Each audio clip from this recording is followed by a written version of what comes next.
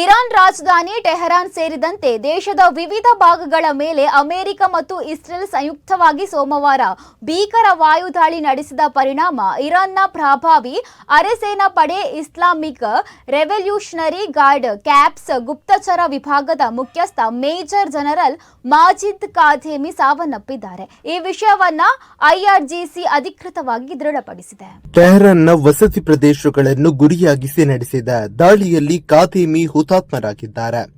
ಇವರು ಕಳೆದ ಜೂನ್ನಲ್ಲಿ ಇಸ್ರೇಲ್ ದಾಳಿಯಲ್ಲಿ ಮೃತಪಟ್ಟಿದ್ದ ಮೊಹಮ್ಮದ್ ಕಾಜಿಮಿ ಅವರ ಸ್ಥಾನವನ್ನು ವಹಿಸಿಕೊಂಡಿದ್ದರು.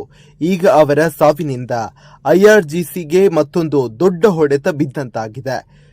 ಸೋಮವಾರ ಮುಂಜಾನೆಯಿಂದಲೇ ಟೆಹರಾನ್ ನಗರದಲ್ಲಿ ಭಾರೀ ಸ್ಫೋಟಗಳ ಶಬ್ದಗಳು ಕೇಳಿಬಂದಿದ್ದು, ನಗರದ ಪ್ರಮುಖ ಆಜಾದಿ ಸ್ಕ್ವೇರ್ ಸಮೀಪದ ಶರೀಫ್ ತಾಂತ್ರಿಕ ವಿಶ್ವವಿದ್ಯಾಲಯದ ಬಳಿ ನಡೆದ ದಾಳಿಯಿಂದ ದಟ್ಟ ಕಪ್ಪು ಹೊಗೆ ಆವರಿಸಿದೆ.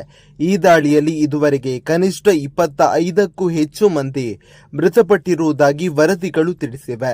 ಹಾರ್ಮುಜ್ ಜಲಸಂಧಿ ತೆರೆಯುವ ಕುರಿತು ಅಮೆರಿಕ ಅಧ್ಯಕ್ಷ ಡೊನಾಲ್ಡ್ ಟ್ರಂಪ್ ನೀಡಿದ್ದ ಗಡುವು ಸಮೀಪಿಸುತ್ತಿರುವ ನಡುವೆಯೇ ಈ ದಾಳಿ ನಡೆದಿರುವುದು ಗಮನಾರ್ಹವಾಗಿದೆ.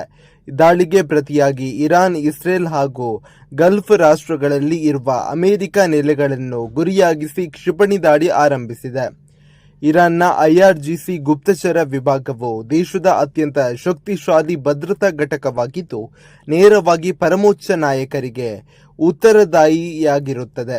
ವಿದೇಶಿ ಬೆದರಿಕೆಗಳನ್ನು ನಿಯಂತ್ರಿಸುವಲ್ಲಿ ಇದರ ಪಾತ್ರ ಮಹತ್ವದ್ದಾಗಿದೆ. ಇದರ ಮುಖ್ಯಸ್ಥರ ಹತ್ಯೆ ಇರಾನ್ಗೆ ಗಂಭೀರ ಹಿನ್ನಡೆ ಎಂದು ಪರಿಗಣಿಸಲಾಗಿದೆ.